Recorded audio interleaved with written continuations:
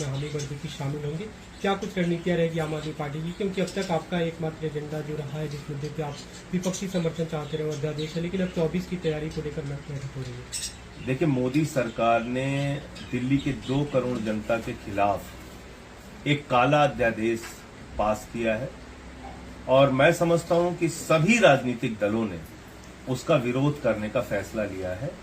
Congress party ने भी कल स्पष्ट रूप से कह दिया कि इस काला अध्यादेश का विरोध करेंगे पार्लियामेंट के अंदर जब राज्यसभा में ये आएगा और ये स्वागत योग्य कदम है, हम इसका स्वागत करते हैं।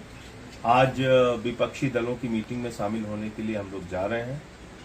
हमारे नेता अरविंद केजरीवाल जी, भगवंत मान जी, हम सारे लोग जा रहे हैं आज बेंगलोर की मीटिंग में और आगे का एजेंडा उस मीटिंग में तय होगा कि आगे इस विपक्षी एकता को कैसे आगे बढ़ाना है, कैसे 2024 के लिए तैयारी करनी है, वो सारे विषय बैठक में तय होंगे। लेकिन जहां तक आम आदमी पार्टी का प्रश्न था, एक बहुत बड़ा मुद्दा हमारे लिए ये काला अध्यादेश है जो 5 सुप्रीम कोर्ट के जजों के खिलाफ, दिल्ली की जनता के खिलाफ और लोकतंत्र और संविधान के खिलाफ लाया।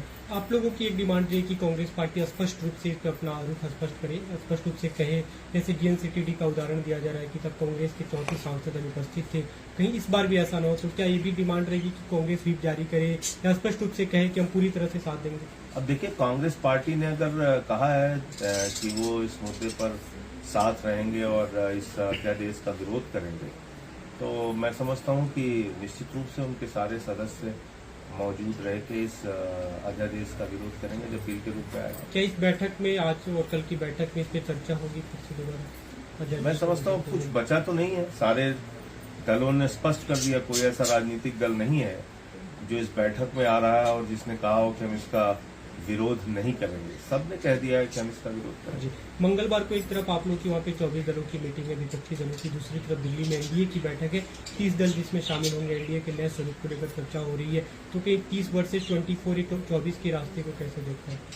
देखिए, कम से कम भाजपाइयों ने अब ये स्वीकार किया कि उनको भी गठबंधन की जरूरत है। अकेले मोदी जी के चेहरे पर और अकेले मोदी के नाम पर करिश्मा करके हर चुनाव नहीं जीता जा सकता। ये तो खुद RSS ने मान लिया, उनके मुखपत्र ने लिख के दिया।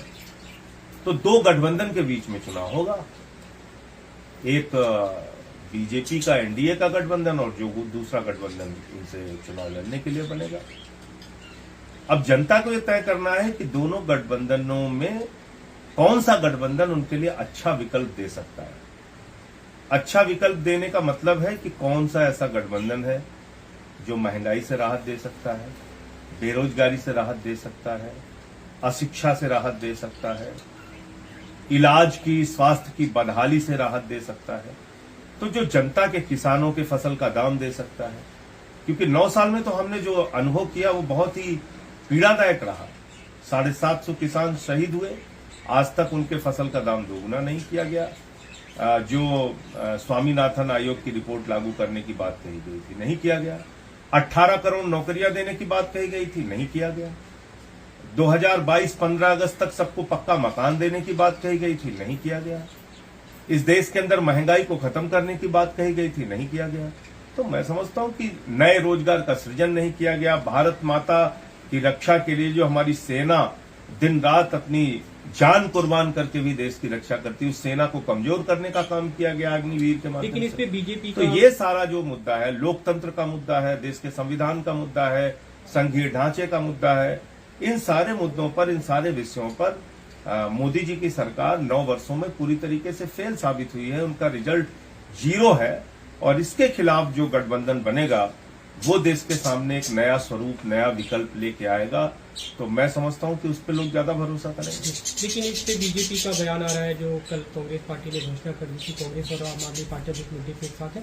बीजेपी के नेता है, उनकी RP सिंह, उनका बयान है कि इक्वल फोटो खिंचाने के लिए हाथ मिलाएंगे एक साथ, कांग्रेस बीजेपी कभी एक साथ, कांग्रेस आम आदमी पार्टी कभी एक साथ नहीं आ सकती। देखिए भैया, ऐसा है कि अभी मोदी जी ने 70,000 करोड़ का घोटाला पकड़ा था भोपाल में और 3 दिन बाद उन्हीं घोटालेबाजों को उप मुख्यमंत्री और मंत्री बना दिया।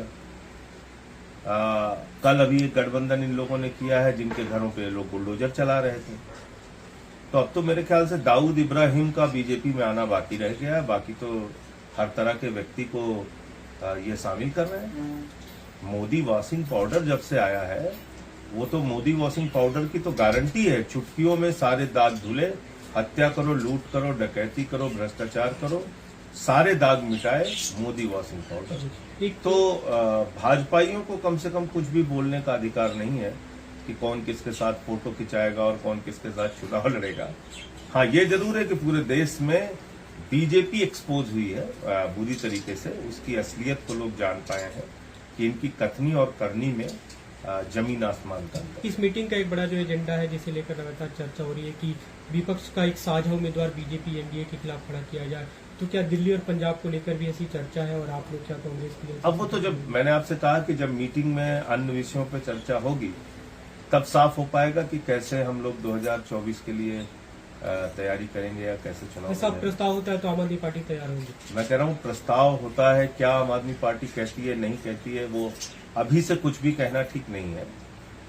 हर मीटिंग की, हर बैठक की अपनी एक गरिमा होती है। इसमें जो चर्चा होगी उसके बाद सामूहिक रूप से कोई फैसला होता है तो आप सबको जानकारी दी जाएगी। एक दूसरा मुद्दा है दिल्ली में जिस पे लगातार चर्चा हो रही है, आपने भी सवाल उठाया, जो यमुना में पानी आया उसे लेकर। कल मीनाक्षी लेखी ने बड़ा उस पर बयान दिया। उन्होंने कहा कि बीते 2 साल में जो फ्लड कंट्रोल डिपार्टमेंट की बैठक होती है जिसे सीएम हेड करते हैं, बाढ़ को लेकर उसकी कोई मीटिंग नहीं हुई और इतना पानी तो हमेशा छोड़ा जाता रहा है। हेमंता विश्व शर्मा का बयान है कि देखिए, ये भाजपाई जितने भी हैं, जितने लोगों को वोट दिया है दिल्ली की जनता ने, 7 सांसदों से हिसाब मांगना चाहिए। और मैं तो बहुत हैरान हूं कि दिल्ली को डुबाने के पक्ष में मीनाक्षी लेखी जी खड़ी हैं।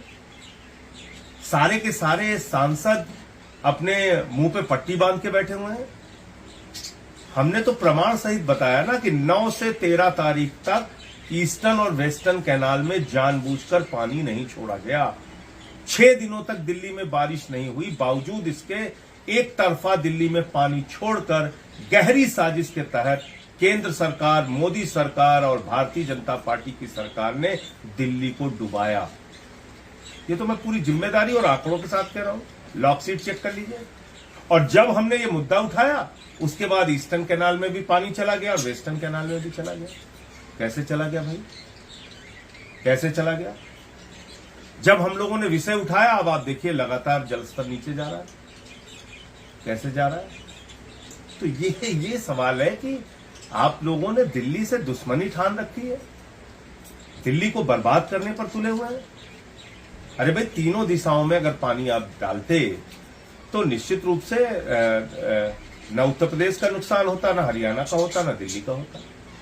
लेकिन अपनी राजनीतिक दुर्भावना के कारण आपने मन में ठान लिया कि सारा पानी दिल्ली की तरफ छोड़ दो, भले ही दिल्ली डूब जाए, भले ही दिल्ली बर्बाद हो जाए। और सातों के सातों सांसद इस काम में खड़े हैं अपनी पार्टी के साथ। उनके लिए पार्टी महत्वपूर्ण है, दिल्ली के 2 करोड़ लोग महत्वपूर्ण नहीं है। क्यों नहीं सवाल पूछते ये लोग कि 9 से 13 तारीख तक एक तरफा पानी क्यों छोड़ा गया? इस पे कौन सवाल पूछेगा? जी, आज जो मीटिंग है उसमें आप भी शामिल हो रहे हैं पार्टी की तरफ से? जी, पार्टी की तरफ कौन से लोग जा रहे हैं? और दिल्ली के मुख्यमंत्री अरविंद केजरीवाल जी जा रहे हैं, भगवंत मान जी जा रहे हैं, सारे लोग जा रहे हैं।